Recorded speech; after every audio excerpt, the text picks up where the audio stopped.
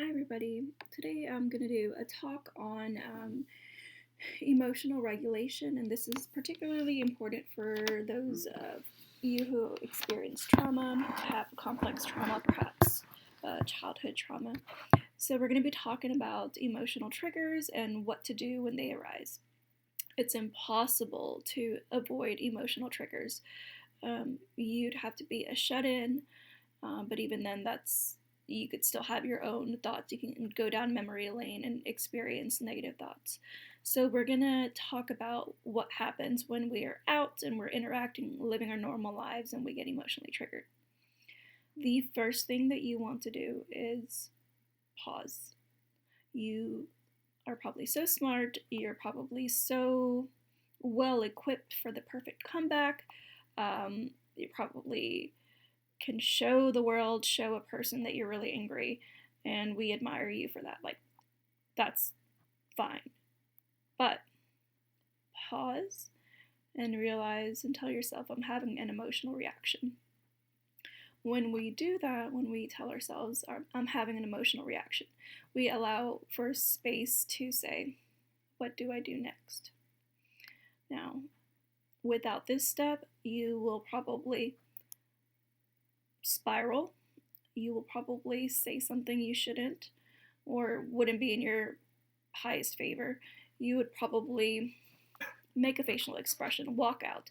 You'd continue down old habits. But when we pause and we say to ourselves, I'm having an emotional reaction, it allows for time to say, what do I do next?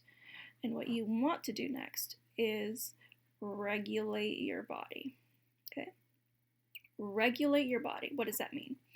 That means going from heart racing fast to heart going once again beating normal. How do we do that? My favorite way to do that is to go for a walk, some kind of exercise. What I do is actually I get my heart beating faster by going for a walk, and then I bring it down more slowly, like as I complete my walk, into a natural pace. I love doing that. That's my favorite way, but you might be in a position where you can't do that. Deep breathing is a way to do that also. Um, that's a great way. Um, these are wonderfully illustrated in this book. I'll show you Anna Runkle, Re-Regulated, wonderful book for people who want some text on how to do that. She discusses here how to re-regulate your body. One of the examples that she uses is like having a piece of lemon and sucking that. That'll like shake your senses and make you come to. Lots of good stuff in this book if you are interested in learning how to regulate your body and what to do. Let's go a little bit further. Let's talk a little bit more about triggers. Not everybody likes to act out after they have a trigger. Some people stay in their inner world and they spiral and they just go down a rabbit hole or dissociate. We have to get accustomed to recognizing where you are on a scale of 1 to 10, 0 to 10, okay? 0 being calm, fine, nothing going on. 10 being like you're severely activated, you need some kind of intervention, okay? So I want you to consider what's the best time for you to intervene and do one of these regulation exercises. I think ideally, here's messy, I don't know where my clip is. Ideally, you want to implement these before 5. I just, in my practice, it seems pretty hard to attain any of these interventions after 5 because you're so elevated, like you're almost immobile. So get used to realizing where you're at. Like, let's say you hear something offensive, something triggers you, or an action or memory. Like, pause, like we said earlier, pause and ask yourself, like, where am I at? Like, what number am I? You might be a 2. Okay, well then some deep breaths could help you re-regulate, and then you can move on. You might be at a 3. Deep breaths in addition to drink of water, taking a shower, doing something completely different than your current track of mind. This will be particularly helpful to get you back on track. Now, okay, let's say you listen to this video and you go out to the real world and you get triggered and you don't come back. You don't do any of the interventions. That's okay too. Just, I want you to consider in that time frame, where do you think you were at a 3? Where do you think you were at a 6? And try to think about, like, if I could go back in that specific time frame, when would I implement any of these interventions? Okay, nothing's a loss. Everything can be a lesson. Go back and just write it out or think about it in your mind. Our work is never going to be done. We're never going to reach a place where we just go through life so effortlessly. Everything is going to involve some challenges where we get tested. You are going to get a promotion. You're going to get a new family member. You're going to get tested and any type of interaction. So we can't stop doing the work. You're never going to be 100%.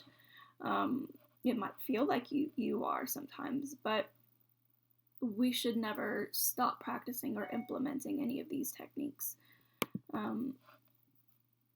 So one way to be consistent and vigilant is to keep a journal. In this book, there's some journal prompts in here that are pretty good. For example, here are, oh, how neat, I hadn't even read this page, and she's using a scale here also. So there are some common triggers, this side right here, a scale here, so that you can document them. This might be heavily used at first because you might be getting triggered fairly often, but as you do work on yourself, you'll get triggered less. But they'll still come up. So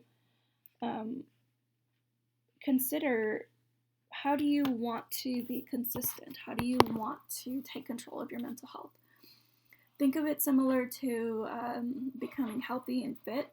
You don't reach your ideal body and then just like stop working out. Like, that's not the way it works. You get closer to your ideal body or your ideal strength like level, and you continue to maintain that, right? Let's say you don't want to go heavier, you don't want to get thinner, you're not interested in anything else but like where you're at, like you're happy.